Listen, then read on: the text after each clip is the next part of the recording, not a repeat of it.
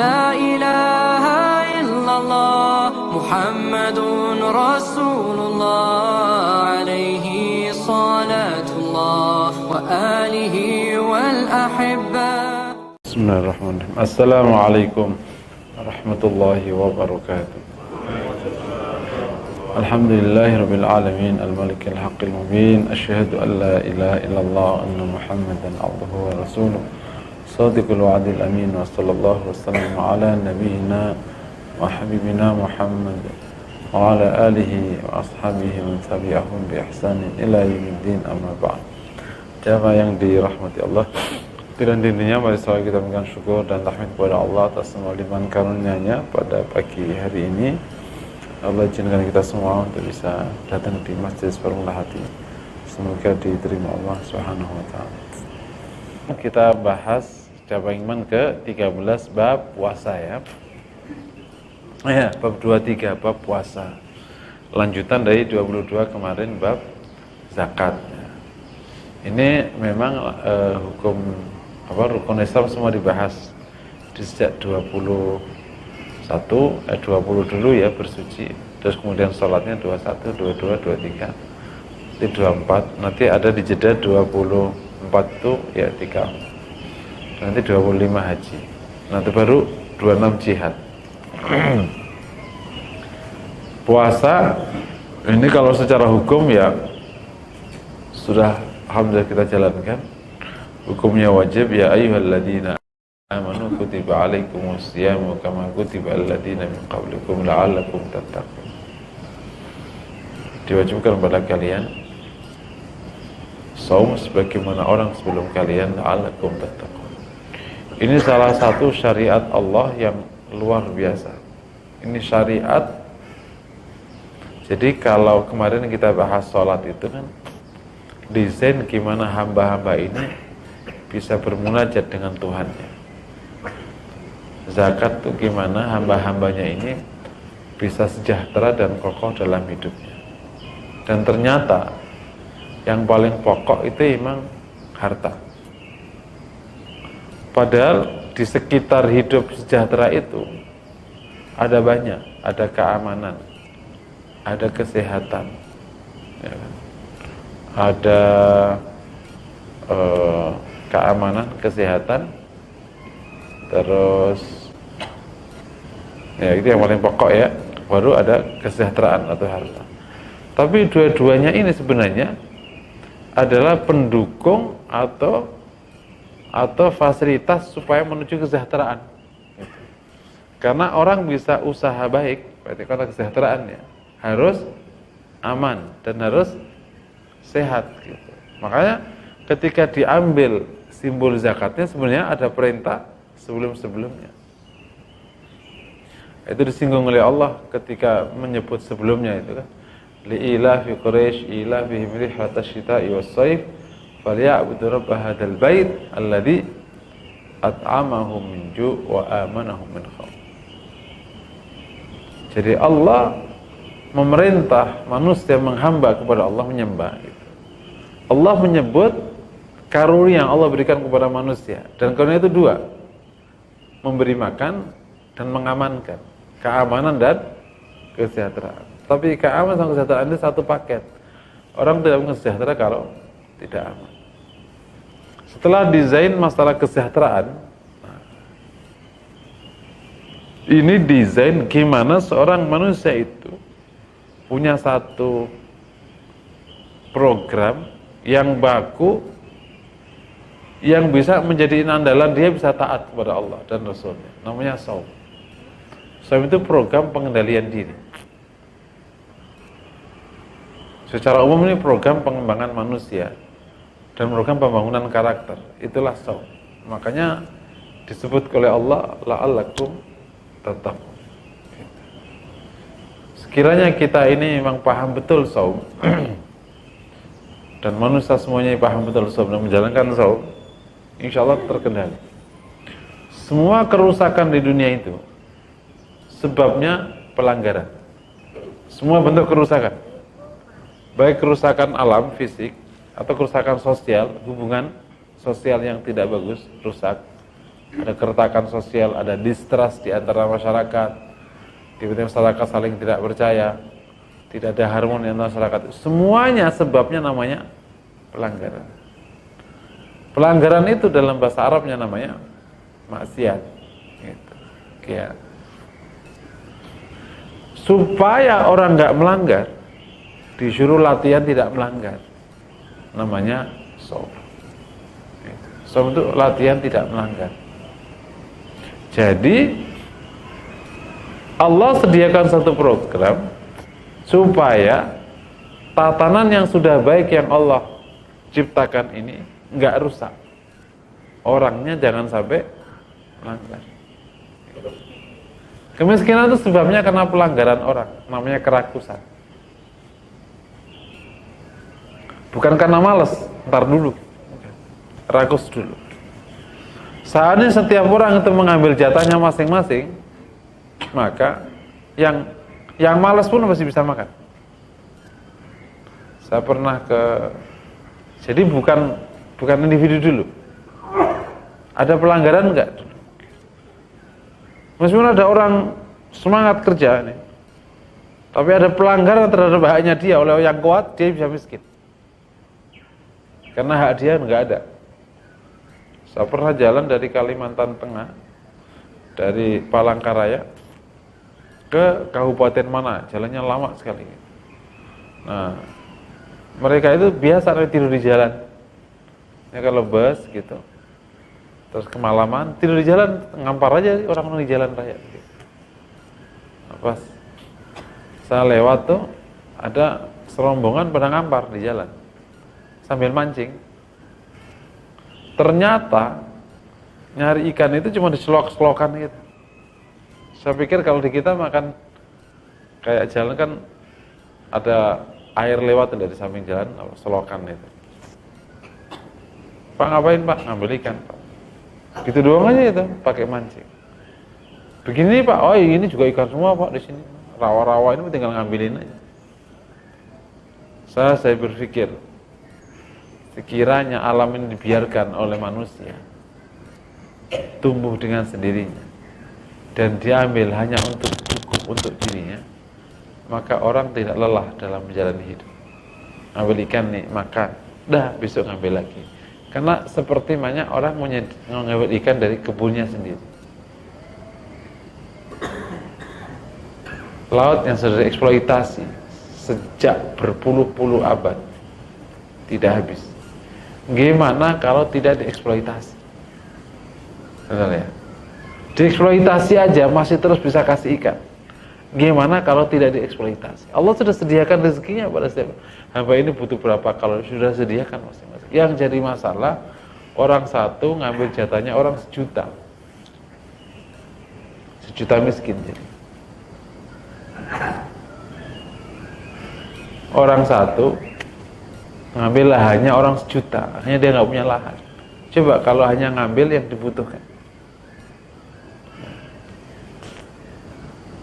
Ini harus dipahamkan ke orang. Memahami agama itu begini. Antum sering. Sekarang ini terjadi kesalahpahaman terhadap agama super bodoh. Gitu. Kalau orang nggak paham agama, tapi masih mencoba ingin paham sebenarnya. Ini orang nggak punya paham agama, tapi menyalahkan agama. Ini super bodoh. Dalam agama hadir itu dalam rangka menata hidup. Karena kalau ada pelanggaran terus, maka akan terjadi disharmoni antar umat manusia. Pelanggaran itu maksiat. Gitu. Itu ada satu contoh pelanggaran saja. Pelanggaran di bidang keuangan. Gimana pelanggaran di bidang kata-kata? Orang saling caci, saling maki. Gimana pelanggaran terhadap kata-kata? Saling bohong, saling dusta, saling khianat. Supaya tidak melanggar disuruh puasa. Dahsyat sekali. Makanya kalau ketika orang-orang yang dominan di alam semesta itu muslim dan muslimnya benar menjalankan agamanya, tidak akan ada masalah hidup, tenang dan damai. Itu namanya barokah itu. Alam kenapa pada mati? Ya karena pelanggaran terhadap pohon-pohon. Kenapa kok jadi banjir? Pelanggaran terhadap aturan perumahan. Semua bentuk kerusakan itu karena pelanggaran. Allah nyebut dhaharul fasad fil barri wal bahr bima kasabat aydin nas. Nah, supaya tidak melanggar disuruh puasa. Makanya antum lihat di puasa itu. Esensi puasa orang tidak melanggar, betul ya? Malam yata qala zur awil amala bihi fala hajata min ayyata ta'ama syaraba. Barang siapa yang tidak bisa meninggalkan perkataan bohong atau dusta atau perbuatan dosa, Allah tidak butuh dia meninggalkan makan dan minum. Jadi pelanggaran itu membuat esensi puasa hilang. Orang tidak boleh melanggar. Makna ini sudah populer di mata masyarakat.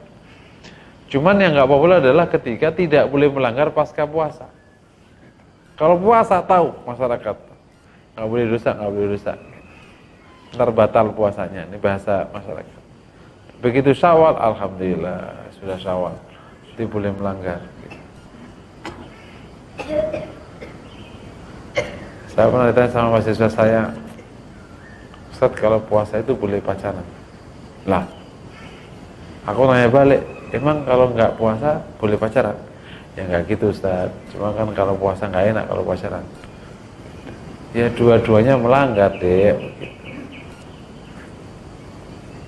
Ada lebih celaka lagi, itu pertanyaan lebih polos tapi ini lebih bodoh. Maksud saya juga tuh, Ustaz, kalau kita pakai baju koko boleh nggak pacaran? Gitu. Sedangkal itu nih, astagfirullah, ini mahasiswa. Kalau kita pakai baju koko boleh nggak? Tanya, emang kalau kita nggak pakai baju koko boleh pacaran? Jadi dia pandangannya itu adalah koko lah yang membuat dia tidak boleh pacaran.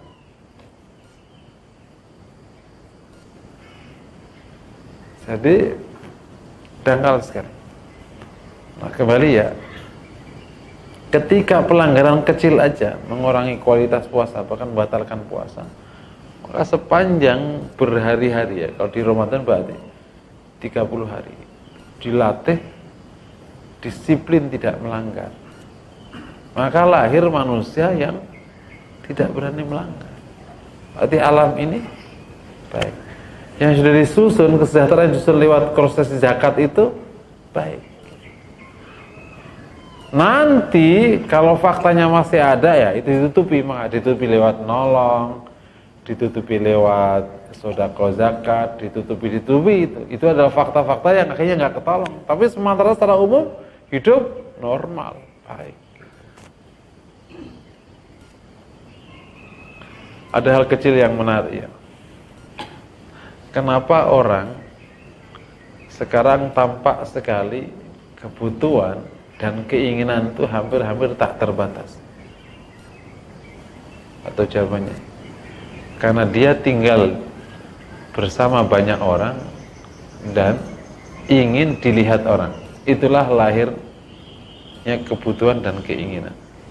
Karena dia tinggal bersama orang, banyak orang, dan dia ingin dilihat orang. Ya, begitu tidak ingin dilihat orang atau melihat. Saya pernah ke Papua, dan di Papua itu ada satu rumah tinggal di tengah hutan, betul di tengah, sendirian ya. Tapi dia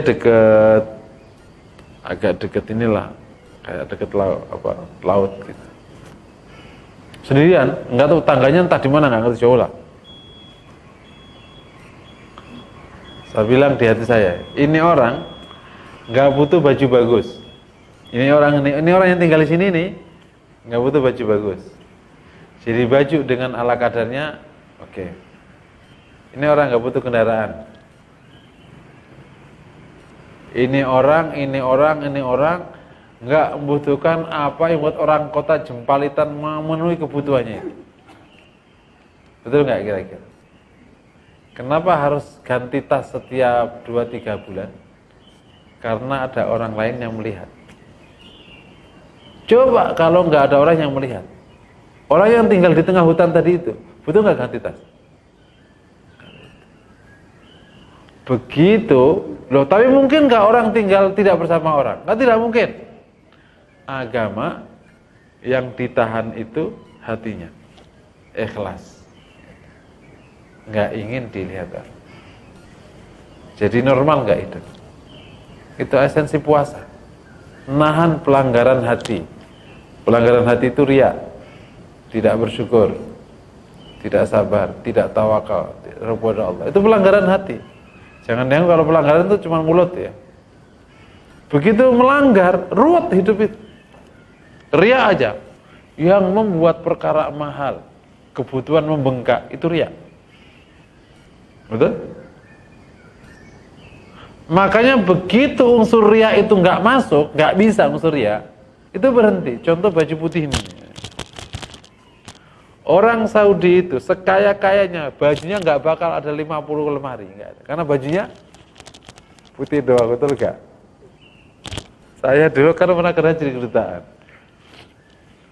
Itu si atase kan gajinya nggak kayak atase ya, atase. Bajunya itu seingat saya itu sekitar 4. Kemanapun bajunya itu. Kenapa? Karena yang dipakai itu berarti kan 4 bajunya. Padahal gajinya berapa? Gajinya namanya atase. Kita gampang, dan betul waktu saya di Saudi, teman-teman bajunya itu maksimal 4. Yang diputer ya, yang diputer. Jadi orang sana baju itu kalau yang agak males 2 hari ganti sekali. 2 hari ganti sekali. Karena memang kan tidak kotor, tidak lembab kan. Jadi kalau kita sekolah itu Senin ya masalah kita maksudnya kan hari Sabtu sama Ahad. Nanti ini sama ini, gitu kan? Udah. Jadi untuk sekolah hanya butuh 3 maksimal. Itu maksimal sudah. Karena habis sekolah digantung, nanti pakai baju yang kayak. Yang kedua tadi itu pakai baju putih. Sama baju tidur satu yang blong itu, blong. Jadi seluruh income nggak kepake. Tumbuh nggak? Karena nih baju ini tidak memungkinkan untuk diriakkan. Ngapain riak? Sama aja putih-putih gitu aja, betul nggak? Sampai kita di sini yang sekarang di sini ini, sekira kita pakai budaya pakai baju ini 5 hari itu, kita nggak butuh banyak, nggak butuh gesper, nggak butuh celana, nggak butuh apa. Karena ini mau dipakai kemanapun putih, ngapain banyak-banyak? Masa pakai sampai 20 biji, ngapain? Karena emang tidak mungkin. Tapi begitu ada hijau, ada kuning, ada merah, ada potongan ini, potongan ini, potongan ini. Mulailah kau jadi buahnya. Mulai baju disedet begini, disedot gitu, perempuan ya. Mulai harus, karena ada pembeda satu dengan yang. Begitu produk gak ada pembedanya, orang nggak butuh. Jadi yang membuat mahal itu riya. Bukan barangnya, riyanya itu yang membuat mahal. Bukan barangnya. Jadi ulangi lagi, pelanggaran membuat semuanya menjadi rusak. Gitu. Alam menjadi tereksploitasi. Hubungan manusia menjadi tidak harmonis, persaingan kan? Gitu. Kemudian Islam mensyariatkan puasa agar seluruh pelanggaran itu bisa dihentikan. Lahirlah hubungan orang dengan hubungan yang saling menguntungkan karena tidak ada pelanggaran. Nah, lagi-lagi esensi puasa yang demikian ini hilang. Sebagaimana nasibnya ibadah-ibadah yang lain. Ibadah yang lain hilang karena orang terjebak kepada formalitas menjalankan syariah agama. Beragama itu ada kulit, ada isi. Kulitnya saja nggak dapat isinya nggak boleh. Isinya aja nggak pakai kulit ya tidak mungkin. Aku mah yang penting baik hatinya, nggak perlu hijaban. Nggak mungkin lah. Aku menghijabi hatiku, nggak usah kepalaku. Ngijabinya gimana? Ngijabin hati. Yang penting hatiku baiklah. Ngapain juga luarannya baik, hatinya itu namanya muna, gitu kan? Kalau ingin hatinya, ingin isinya harus mau kulitnya. Karena tidak mungkin ada isi tanpa kulit. Ada orang tidak hijaban hatinya baik, itu nggak mungkin. Enggak hijaban kok baik. Dari mana? Pertama kali nggak baiknya itu kau menentang Allah, itu namanya nggak baik. Kau nentang suamimu aja disebut nggak baik, apalagi menentang Tuhan suamimu. Ada istri baik, ya baik sekali. Tapi setiap ngomong sama suaminya itu ngeyel, baik apa enggak? Enggak, aku baik, aku nggak pernah nyakiti orang. Itu nyakitin suamimu. Kadang orang nggak ngerasa bahwa posisi dia yang tampak baik itu sebenarnya sudah memulai pelanggaran. Ketika dia tidak hijaban, namanya ya tidak baik. Kenapa? Menentang Allah. Ya. Jadi ini secara konsepsi yang kaitannya dengan ada sholat, ada zakat, sebenarnya ada puasa. Jadi bagi mukmin sudah ada program syariat yang membuat hidupnya menjadi baik dan alam ini baik. Ini harus dipahamkan. Memahami agama itu begini, harus terhubung dengan kehidupan. Kalau nggak terhubung nanti dianggap tindakan akhirat gitu. Yang sekarang nggak nyangkut. Sering dikhutbahkan gitu. Kalau orang Indonesia itu beragama baik, negara ini beruntung sekali, sangat beruntung. Kan nggak perlu memberikan budget untuk pendisiplinan, nggak perlu ada banyak hal, bahkan nggak perlu iuran, karena semua masyarakat akan bangun sendiri, bangun jalannya, bangun share, akan menata alamnya, karena itu perintah agama. Tapi begitu bangsa ini nggak beragama, kau akan kesulitan sekali membuat orang itu nyaman. Kau tangkapin satu koruptor, lahir 1000 koruptor. Nah, berikutnya baru masalah hukum. Ya. Nah, setelah hukumnya wajib, ada syarat, ada rukun dan macam-macam dan seterusnya. Gitu. Nah, kemudian ada secara makna ada 3 level. Ada 3 level makna ketika orang berpuasa ya. Yang pertama itu namanya khawas. Puasa awam ya. Puasa awam dulu. Puasa orang awam yakni puasa berhenti dari makan dan minum. Standarnya. Yang kedua, puasa khawas. Ini orang yang bisa berhenti dari maksiat. Nah, yang ketiga, puasa khawasul khawas.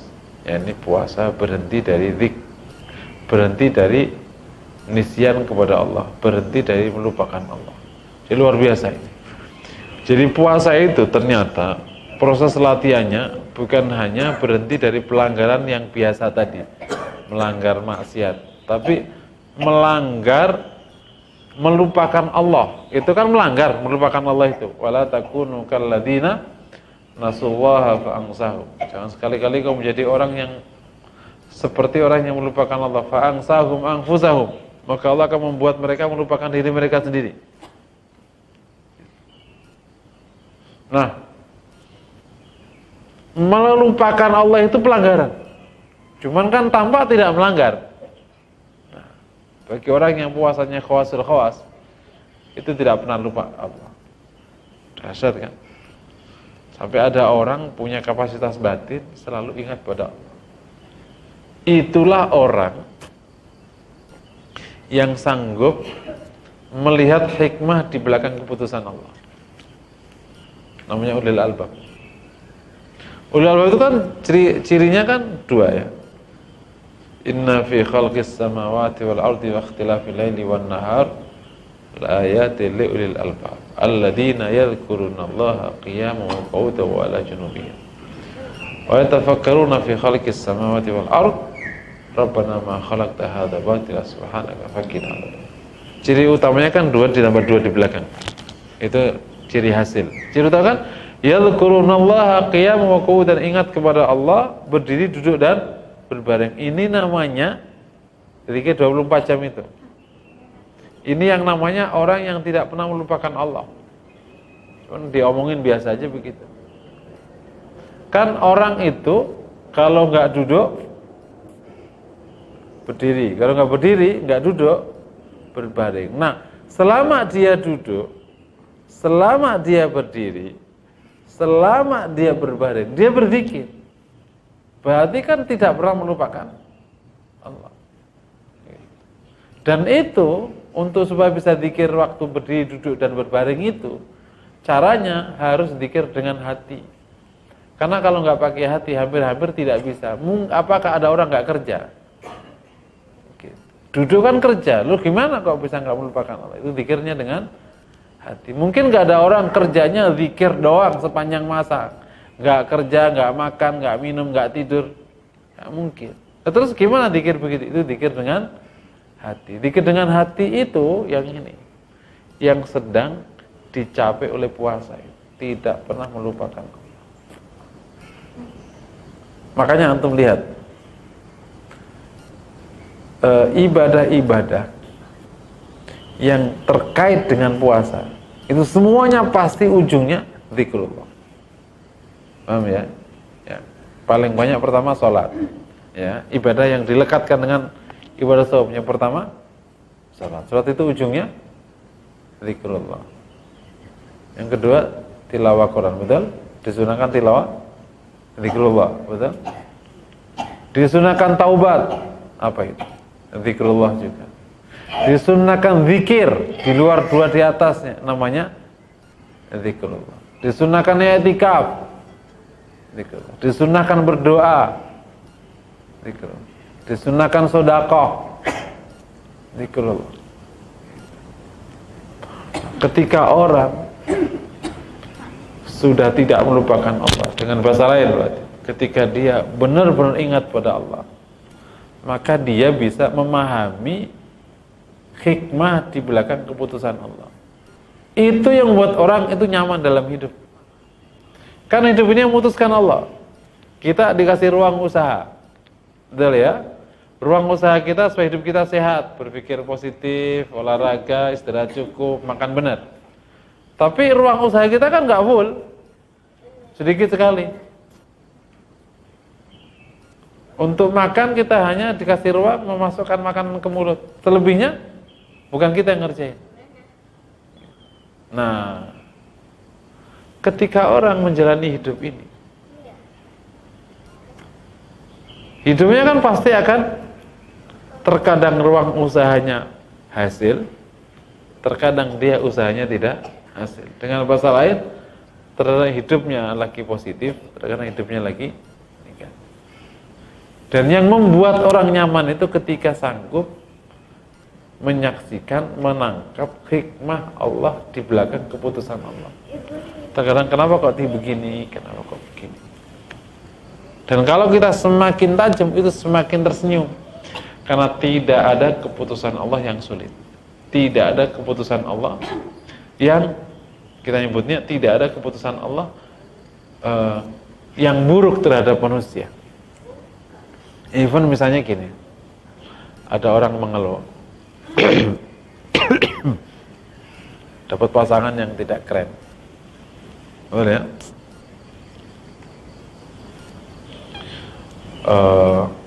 Akhlaknya buruk dan seterusnya. Jadi baru kejadian, saya baru tadi ingat ya. Orang benar-benar sekian tahun berkeluarga tetap mempersoalkan kualitas istrinya. Baru ada konsultasi. Sebenarnya lebih tepatnya curhat. Kadang orang nggak bisa ngomongin konsultasi sama curhat. Konsultasi itu fokus kepada solusi yang ditawarkan. Kalau curhat itu kita disuruh dengerin. Karena pusing juga ngadepin orang kayak gini nih. Mbak, mau konsultasi atau mau curhat? Gitu. Konsultasi, ya udah selesai, udah dipahami ceritanya, udah sekarang dengerin anunya. Ini enggak, curhatnya mulu, enggak dengerin solusinya. Jadi pulang, terus gimana Ustaz? Kan tadi udah bilangin gitu kan. Cerita kayak gitu. Ada orang curhat. Curhat tentang istrinya yang tidak sesuai dengan harapan. Emang ini cowoknya keren ya, kuliahnya top di Inggris, S3 dari UK ya, keren kan. Itu di UK yang kerjanya udah bagus banget. Tapi karena harus pulang, meninggalkan kerjaan akhirnya. Berharaplah istrinya yang panjang, yang kayak gitu-gitu. Bilang, dia cerita. Sampai aku dengerin dan, oh ya. Aku bilang ini, seandainya dari awal itu you terima istrimu ini, kamu tidak mengalami kesulitan. Lah, kenapa gitu?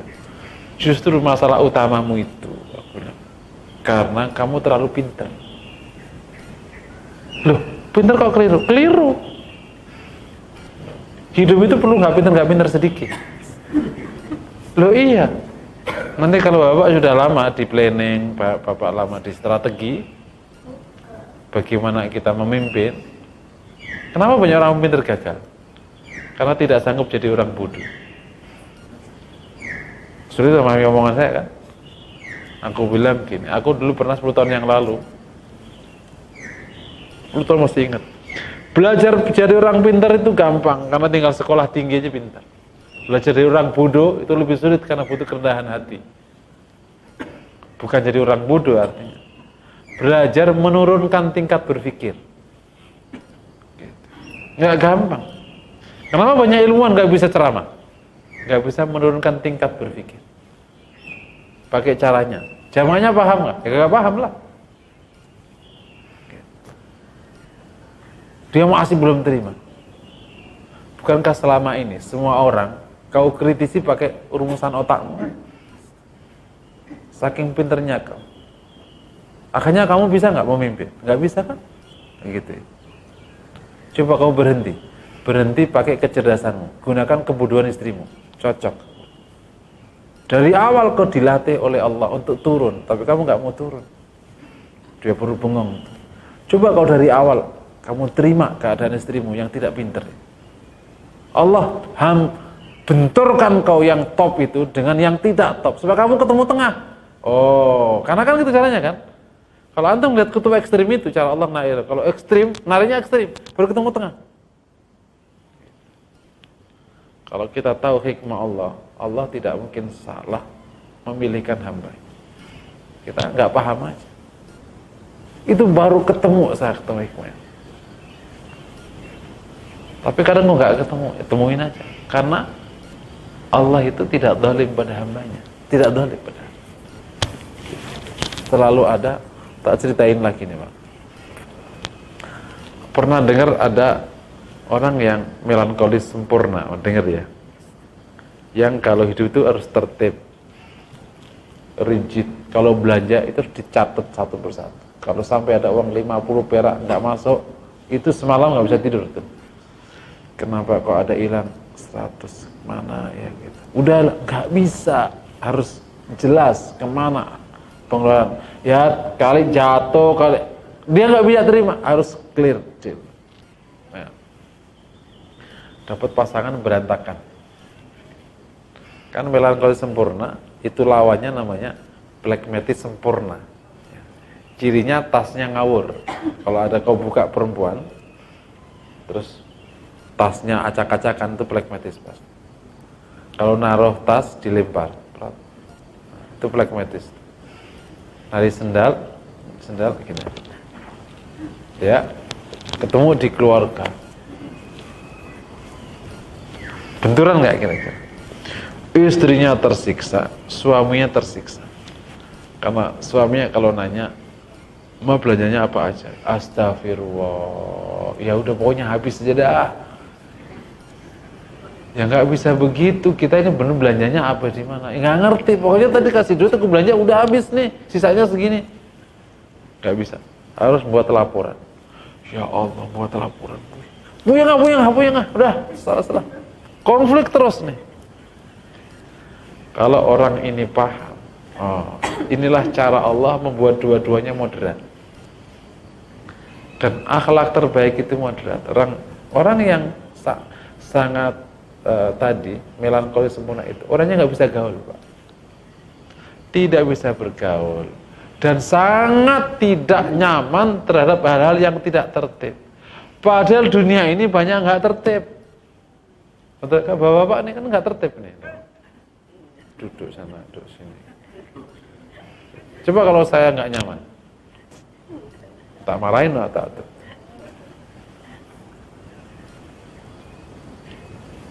Yang bagus itu tengah. Laki-laki ini justru kebalik. Dia mencari hikmah. Apa? Kenapa dapat pasangan kayak gitu? Oh, ini cara Allah membuat dia bisa moderat, membuat dia bisa bergaul. Karena orang melanggar sempurna itu nggak bisa bergaul, karena sangat perasa, dikit-dikit tersinggung. Nah, kalau orang, makanya yang paling enak itu yang dibalik. Nah, ini balik. Ada kasus juga, kasus suaminya itu ngawur, istrinya tertib. Jadi gini, kasih belanja. Akhirnya istrinya mau, Mas, ini laporan belanja, ini sisanya 50 perak. Udah, aku enggak Mas, aku enggak mau ada sesuatu yang enggak. Udah, aku percaya. Enggak begitu Mas, enggak, ini tertib gitu. Nah, ini enak nih, karena istrinya enggak tertekan, suaminya enggak ngarep. Yang susah itu kalau kebalik, yang suaminya melankolis sempurna, istrinya pragmatis. Itu dua-duanya tertekan, karena suaminya tertekan, karena tidak ada laporan sepeser pun tentang harta. Terus rumah kayak hutan. Bagi orang pragmatis hutan itu enak daripada tertib dengan hutan. Ada gelas di sini, sendal di sini, udah nikmati aja dah. Yang menarik, orang kayak gini ini mau miskin ya santai, mau kaya santai. Jadi kalau punya istri yang pragmatis itu nggak tekan, nggak beban dalam hidup. Mau kaya, mau miskin, mau rumah hancur lebur, tenang aja. Itu Bu bocor udah nyantai aja dah, bocor juga apa-apa. Jadi semua ada plus minusnya kan. Nah, orang harus sanggup kalau di konteks agama, kembali ke tema kita, sanggup menangkap hikmah Allah, hikmah dari keputusan Allah. Itu salah satu kualifikasinya orang yang zikirnya berdiri, duduk, dan berbaring. Itu akan diberikan oleh program puasa. Jadi kalau kita simpulin, kalau orang puasanya bagus, insya Allah zikirnya bagus. Kalau dia zikirnya bagus, insya Allah bisa menangkap hikmah dari keputusan Allah. Gitu. Kalau bisa menangkap hikmah keputusan Allah, insya Allah hidupnya damai. Sementara dia tidak melanggar, berarti tidak menyulitkan orang, sementara dia bisa damai dengan dirinya. Dan itu lebih penting daripada mendapatkan itu, damai dengan dirinya. Ketika orang tidak damai Pak dengan dirinya sepanjang hidup, meskipun dapat tetap aja nggak damai. Yang saya ceritakan tadi itu kasus di mana istrinya bukan jelek-jelek amat dan juga nggak bodoh-bodoh amat, cuman di bawah standar yang diinginkan sama suami. Dan yang nggak gini banyak sekali. Ada jamaah itu lagi tinggi, orang tinggi. Qadarullah dapat istri itu tingginya separohnya. Ya kan orang tinggi ingin dapat istri tinggi ya. Qadarullah dapat istrinya itu pendek, separuhnya. Kurang tinggi lah, jangan pendek. Sepanjang hayat mempersoalkan istrinya yang tidak tinggi itu. Sampai ketemu salah satu teman saya yang parenting juga, dia konselor juga. Setelah umur 40, si teman saya ngomong kayak gini, Mas, kalau kamu terus persoalkan istrimu, pilihanmu cerai aja. Karena hidupmu gak akan bahagia. Kalau kamu gak bisa cerai atau gak mau cerai, berarti terimalah istrimu yang separuh tingginya dengan kau itu. Dan kau akan bahagia. Coba kau pilih sekarang, jangan lagi ngeluh. Akhirnya aku memilih menerima istriku. Udah langsung bahagia sepanjang, udah selesai. Penerimaan itu sebenarnya lahir dari kita sanggup melihat hikmah. Hikmah insya Allah. Damai dengan diri sendiri. Ya, beberapa hal terkait masalah dampak puasa ke kesehatan, dampak puasa kepada pikiran, banyak sekali kajiannya. Tapi yang saya ingin dudukkan di cabang iman ke-23 ini, gimana kan ini cabang iman, konsep dasar ini kaitannya dengan kehidupan beragama yang lain dan kehidupan di masyarakat. Sehingga syariat puasa itu luar biasa kebajikannya. Bukan syariah biasa, syariah luar biasa. Ketika orang-orang itu bisa puasa, berarti dia harus beriman, maka dia sebenarnya telah menyediakan hidup yang sangat baik. Mungkin demikian yang bisa saya sampaikan. Wassalamualaikum warahmatullahi wabarakatuh. Alhamdulillah kita sama-sama juga puasa. Jadi intinya kita jangan melanggar dengan cara kita ingat baik ketika duduk, berdiri ataupun berbaring. Ustaz, apakah kita akan sholat suruh dulu atau langsung ke tanya jawab? Tanya jawab dulu. Silakan Bapak Ibu, ada yang kurang jelas ataupun perlu ditanyakan.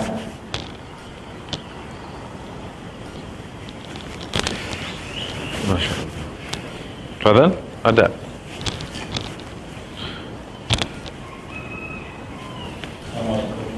Waalaikumsalam warahmatullahi wabarakatuh. Ini bisa maaf ada pertanyaan. Kita ini kan sebagai muslim itu ya bukan apa. Jadi kalau kita lihat belakangan ini buat kita bangsa memang ada dua akhirnya yang ibu-ibu Islam pun tidak kalah kasarnya kalau ya ini kan antara dakwah dengan menyerang problemnya adalah di kalangan muslim ya sebenarnya potensinya baik tapi mereka kita tahu banyak orang Indonesia itu tidak belajar agama sejak kecil jadi mereka sekedar tahu kebaikan yang mereka tahu itu Kebaikan nomor. itu masalah di level mereka. Iya. Mereka mudah. Ini faktual ini ya? Ya. Saya mau ini saya pasti ada keresahan aja juga melihat. Saya ingin bertanya tentang langsung fokus ke misalnya FPI, cara FPI. Kalau saya sendiri meyakini bahwa keimanan mereka itu terutama Habib itu keimanan yang luar biasa. Karena kan kita paham, kita belajar agama sejak kecil, tapi bagi mereka ini seperti kasar. Jadi bagaimana kita meresponnya, Pak Ustaz? Paling tidak memahamkan mereka terhadap FPI, terhadap yang potensi baik. Kalau yang muslim potensi yang munafik mau saya ngomongnya karena susah gitu. Mereka tetap aja ada Islam tetapi banyak menghina justru gitu. Kira-kira begitu Mas Ustaz. Ya, yang pertama gini, kalau aslinya memahami apa-apa itu kan pahami ajarannya, ya kan? Jangan pahami pelakunya. Itu didudukkan dulu. Karena kalau memahami agama lewat pelakunya pasti akan sering miss. Gitu. Itu cara berpikir itu diyakinkan dulu. Loh, kenapa harus ke ajarannya? Karena kita masing-masing akan dimintai tanggung jawabnya oleh Allah dari pelakuan kita, gitu. Bukan karena perlakuan orang. Gitu. Yang kedua, karena yang dimaksud agama itu kan ajaran agamanya, bukan kelakuan pelakunya. Kelakuan pelakunya bisa miss karena masing-masing orang punya kemampuan tingkat ketaatan berbeda-beda dan tingkat pemahaman yang berbeda. Yang pertama. Yang kedua, setiap ada kasus, katakan kasus FPI, perlu didudukkan gitu. Apakah dia benar keras atau dipersepsikan keras atau korban stigma dan lain sebagainya. Kita juga tidak boleh memberikan stigma kepada saudara kita yang kena stigma. Paham ya? Karena kita menambah tambahan stigma. Katakan case-nya FPI, apakah benar dia keras atau stigma keras? Atau kalau faktanya emang dia ternyata keras, kalau cara berpikir kita memahami latar belakang kenapa kok terjadi kekerasan, katakan gitu. Dari situ kita pahamkan, Mas, kita juga harus fair terhadap FPI. Misalnya kalau sebut apakah benar gitu. Katakan benar faktanya. Tapi kita harus paham kenapa itu terjadi. Apakah benar seluruh tingkat kekerasan itu ditolak sama agama? Kan enggak. Ada yang dapat diizinkan. Gitu. Dan kalau kita tahu sebenarnya ini proses yang harus dipahami antum semua. Ini kan proses baik, proses persilangan kepentingan yang berdampak baik. Gitu. Jadi beberapa pihak butuh justifikasi untuk menyelesaikan masalah, terutama kemaksiatan populis kayak judi, kayak narkoba. Waktu itu sorotan terhadap pelanggaran HAM, terhadap penegakan itu tinggi, sehingga keamanan butuh pihak lain supaya bisa menyelesaikan tanpa disorot. Kenapa? Karena ini kekuatan masyarakat. Masyarakat yang menyelesaikan kasus judi itu, bukan pihak keamanan. Kalau antum tahu itu sejarahnya itu. Terjadilah proses kolaborasi baik. Dalam perjalanannya menguat. Bukan sekedar mengerjakan pekerjaan yang diorderkan, tapi akhirnya benar-benar menjadi sesuatu. Nah, itu yang perlu dipahami. Sehingga kalau dikatakan FPI itu dari awal lahir kekerasan,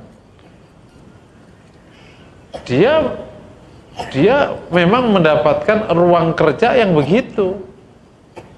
Ruang kerja yang begitu, yang ini bagian dari ruang kerja yang tidak semua muslim mengambil.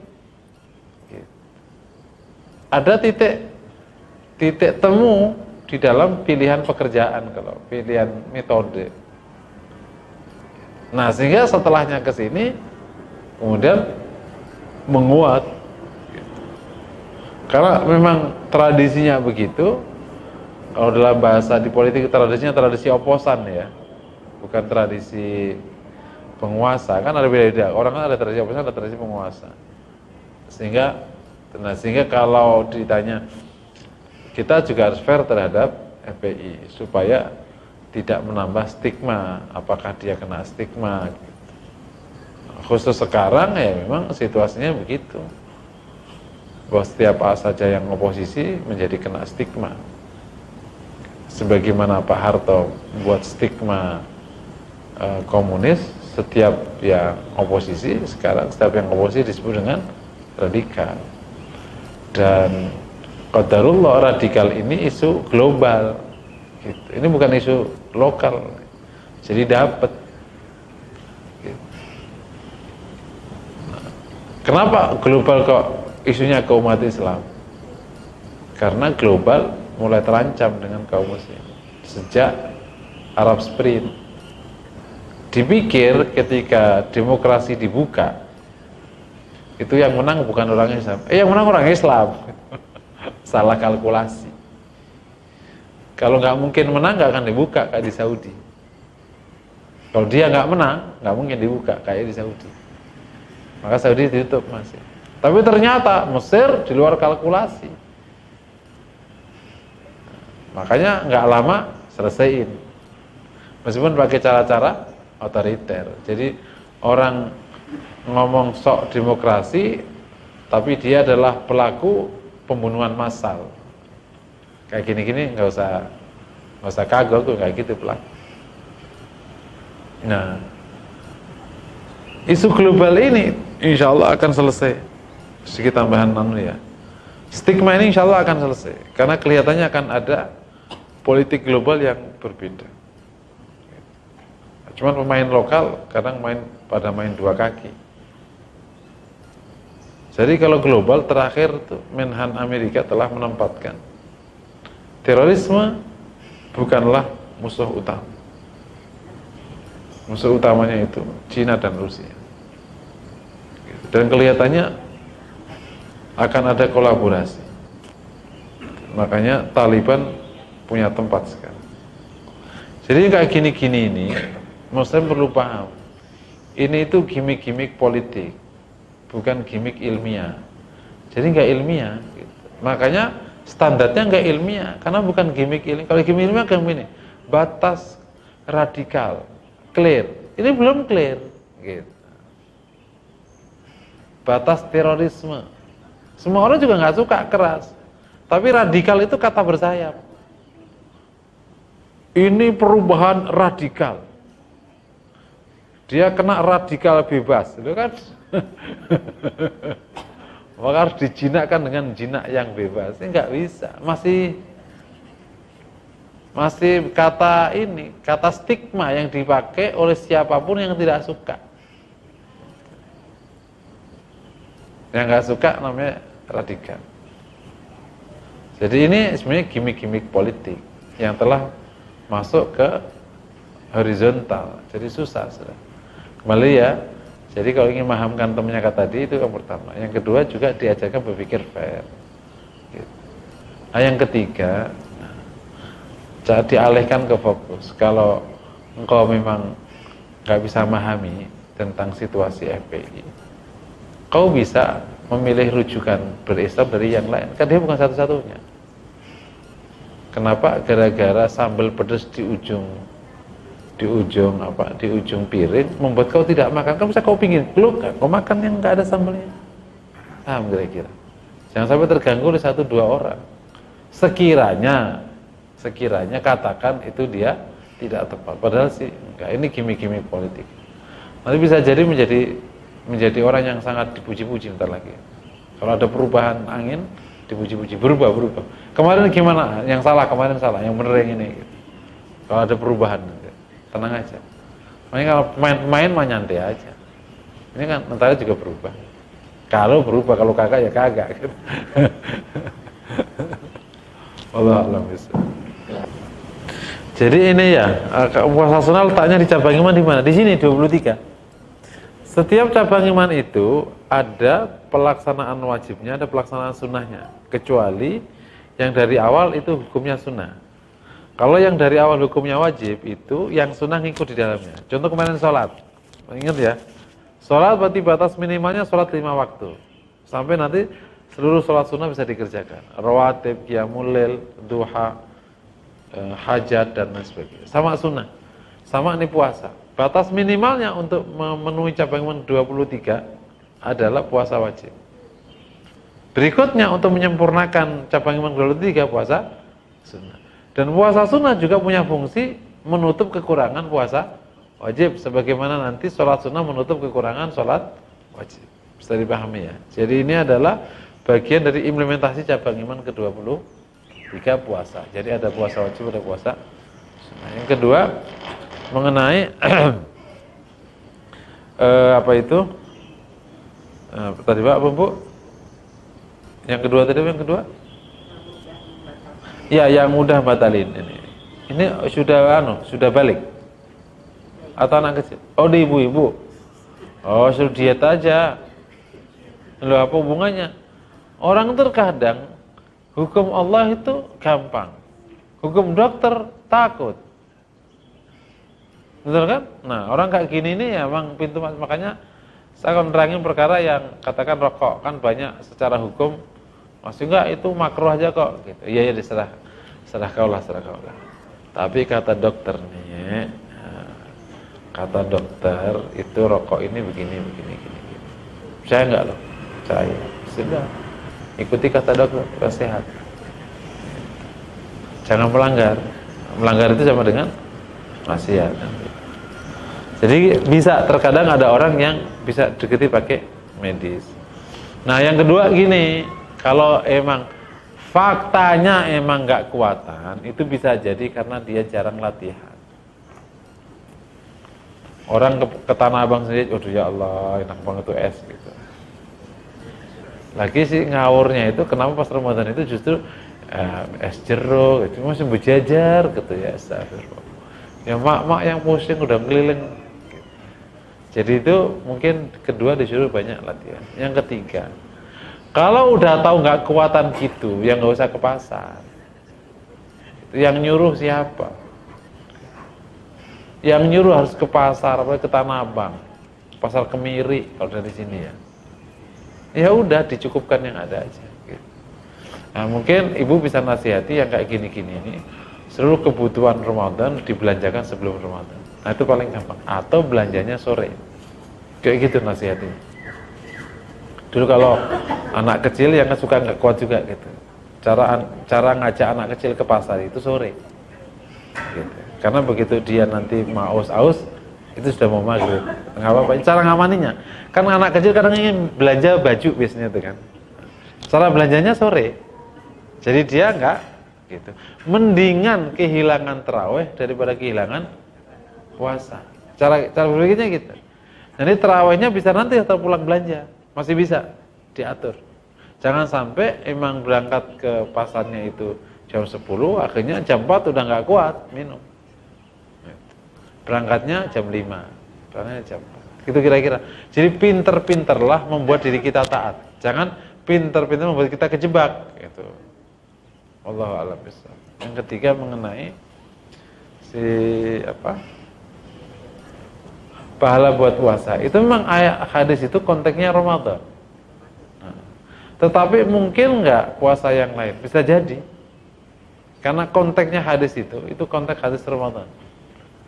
Tapi bisa kayak yang lain, karena kalau menggunakan kaidah usul al-ibra bi umumil lafaz. Ibaratnya umumnya lafal. Lafalnya puasa secara umum.